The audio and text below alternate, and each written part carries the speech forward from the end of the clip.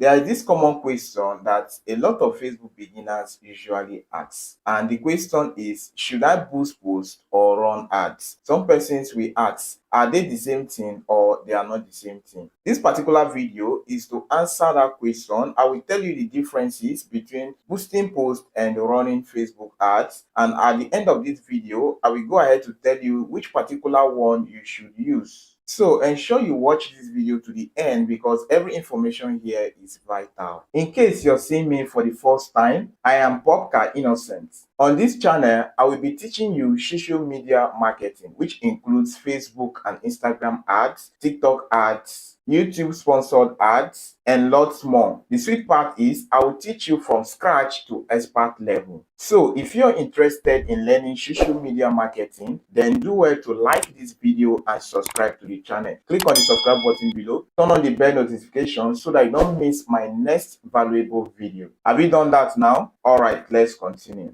Boosting posts and running Facebook ads are both ways you can get more people to see your content, but they are not the same. Let me explain. Let's start with the boost post feature. The boost post feature is a quick promotion feature. I will say that it is the simplest way to advertise on Facebook. This particular feature was introduced by Facebook when they started encouraging pages to run ads, and they brought this feature so that page owners can just click on the boost posts and their posts will reach more audience. To boost a post on Facebook, you will just need to make that post on your Facebook page. When you make the post, you will see the boost post button under that post. All you just need to do is to click on that boost post button and follow the prompts. In boosting a post, you can choose a basic audience, like people who like your page and their friends. The boost post feature was mainly designed to get more likes, comments, and awareness. It has limited control over ad placement, targeting, and objective. I will simply say that the boost post feature is best for quick promotion, brand awareness, or engagement boost. On the other hand, running Facebook ad is more advanced and strategic marketing. This is more powerful and customizable way to advertise. Running Facebook ads allows you to create an ad from scratch using the Facebook Ads Manager. You can use the Facebook Manager app or you access it through the website. This allows you to get advanced targeting options using location, age, interest, behavior of your audience, and demographics. You can also choose different ad objectives like website traffic, engagement objective, awareness, lead generation objective, app install, or conversion. The Facebook ad feature